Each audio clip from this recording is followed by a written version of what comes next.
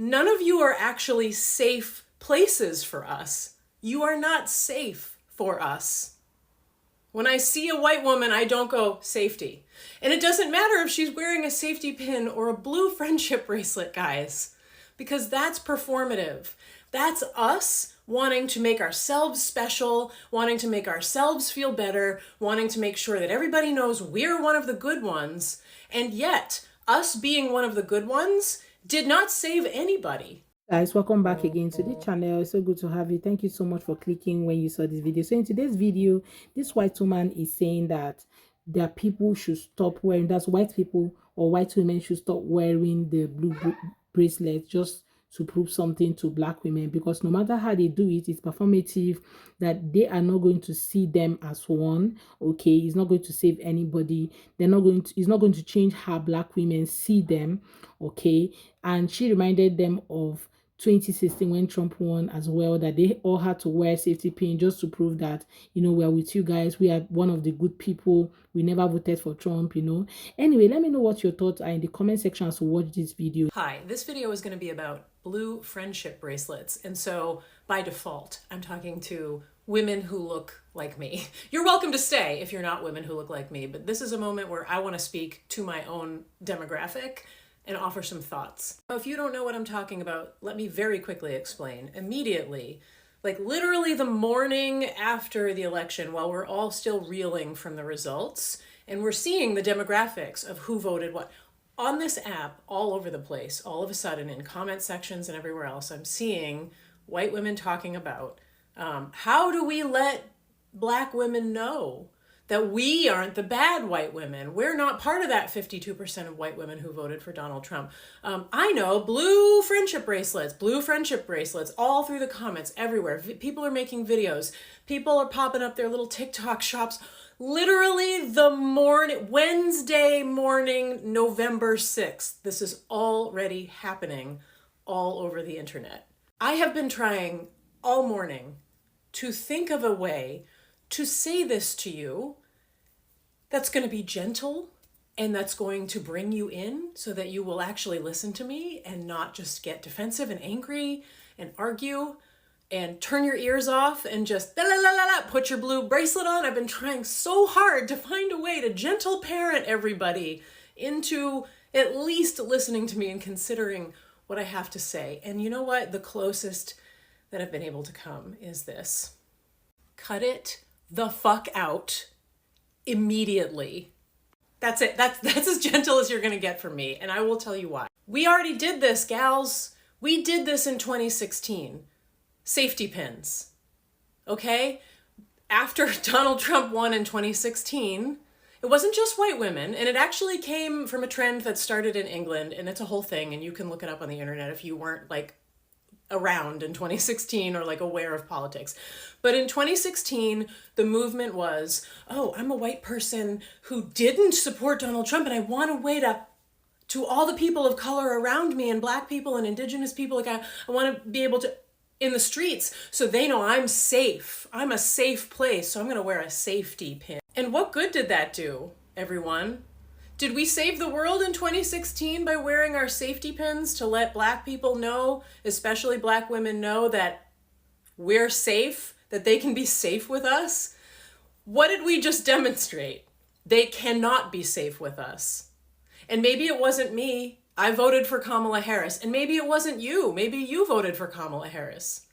But that doesn't matter. And that's the thing that they have been trying to gently explain to us for 8 years. It doesn't matter. White Woman Whisperer was chased off this app, lost her ability to monetize on this platform because she had the gall to suggest that there was a parallel comparison to how we felt about the man versus bear situation, we meaning all women, and how black women felt about their relative safety in the workplace between white men and white women. White women chased her off this app. Fortunately, she did stay, and you can go to her Patreon and you can subscribe and you can enjoy her content, and I suggest that you do that. But her point was, none of you are actually safe places for us. You are not safe for us. When I see a white woman, I don't go, safety. And it doesn't matter if she's wearing a safety pin or a blue friendship bracelet, guys, because that's performative. That's us wanting to make ourselves special, wanting to make ourselves feel better, wanting to make sure that everybody knows we're one of the good ones. And yet, us being one of the good ones did not save anybody, did not make one iota of difference from 2016's safety pins to Wednesday, November 6th, blue friendship bracelets. That regardless of this signaling, nothing's actually changed in the demographics of white women. Nothing has actually changed. We have not done the work in our own community. So we, by default, are not safe spaces, regardless of how we personally might feel about other human beings, regardless of how we personally might vote when we're in the voting booth. We did nothing in our own community. We put safety pins on. We put black squares in our Instagram bios. We put fucking friendship bracelets on and put them in a TikTok shop the morning after the election while people are still reeling. We cannot be trusted as a group. And for us to ask and expect Black women in particular to trust us just because we're wearing a friendship bracelet and going, how fucking unfair is that to them? How fucking horrific and awful is that for us to put that on them? We are not safe. If you really want to be seen as a safe space for Black people, for people of color of all kinds, what you need to do and what I need to do, what we need to do is actually address the problems in our own community. We need to confront white supremacy. We need to confront heteronormative white supremacist patriarchy bullshit. We need to unpack in our own communities and make the change there. And so until that demographic bar that you see the morning after the election flips way far in the other direction, we are not safe, and no amount of little doodad accessories is going to make that so. I have completely failed at gentle parenting you through this. I get that. So be it. That's the whole video. Argue with me in the comments. I don't fucking care. I hope that you're listening.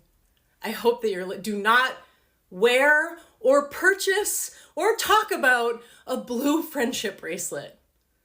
I am fucking begging you. Okay. Hope this helps. Bye. It's very true. There's just one thing I want to add. It's that I had a similar sentiment the first time I saw the blue friendship bracelet going around about how do we show them we're not the baddies. My first thought was very much like, it's not about you, sweetie. It's not about you proving you're not one of the baddies. But the thing that I do wish I could do as a teacher in a district populated primarily by students of color whose parents are dropping them off at school or sending them on the bus to school to be taught by predominantly white teachers. What I do want them to say, because if I'm going to show them I'm not one of the baddies, I have to prove it, and that takes time. But in that short term, I wish there was a way for me to symbolically say that I understand why you don't necessarily trust me inherently. I do not expect you to. Because this demographic doesn't ever show up for you. We don't. And that doesn't personally bother me. I consider it a baseline standard of being an educator to earn the trust of my students and their families. I want people to ask me, what do you, how do you teach? What do you teach? What are the standards that you set? And what are the consequences for those standards? And why do you hold those standards? And how all that kind of thing. Because I'm definitely not a perfect teacher, but I have no intent on ever stagnating in my practice. And it's not about me. It's just not. So I don't care that whether or not you think I'm a baddie. I care about my students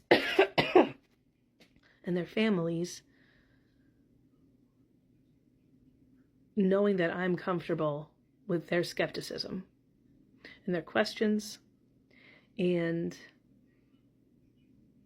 that is my active intent to earn their trust after the fact. I don't feel like I am owed a starting point of absolute trust. That's very selfish. So that's all I have to say about that. Hi. So I want to thank you for your video. I think it's something that we need to be reminded. It's kind of hard when you're in a moment of grief and you want to do something, and sometimes in your zest to do that, you do something wrong. You don't mean to. So thank you for that reminder. But I'm kind of hoping that we can turn this into kind of like a happy accident moment, because I do know that there are a lot of people of color and trans people making blue bracelets, and they deserve some white money. So I'm hoping that we can just correct the message on this and have these blue bracelets be a sign where other white people can identify the people that are on the same page, the humanists. Humanists need to see that the other person is a humanist, right? So even in the Pacific Northwest, I used to live in Snohomish County, which is where the Proud Boys originated. So, and my husband and I moved to Thurston County, and there's a bit more diversity here, but we're in our 50s. It's really hard to meet people, and it would be great to have a shortcut, especially in this moment, to find like-minded people that I can be proactive with, okay? Because it's going to take, they have an army, and we're going to have to be our own army to help people. So can we reappropriate the blue to just mean like white people that don't suck, so we can tell if the other white person doesn't suck? And I just want to say, no bracelet can prove you are a safe person. You cannot say, I am a safe person. Technically you can, but you do not get to call yourself a safe person. You have to earn that. You have to earn someone else calling you the safe person. Yeah, you have to earn it. You can't put a bracelet on and declare that you are a safe person. You don't get that. You earn that. You have to earn that. I do not get to say I am a safe person. I have had people tell me that they feel safe in the spaces I've created. And that is such a point of pride for me, even before all this. You don't get to say it. You have to earn it. We need to earn being safe places for minorities and people who are at risk. We need to earn it, people who look like me. You don't get to say it. You don't get to buy it. You have to earn it. Earn it with actions. Truly, no bracelet can really prove that you're a safe person for any black person.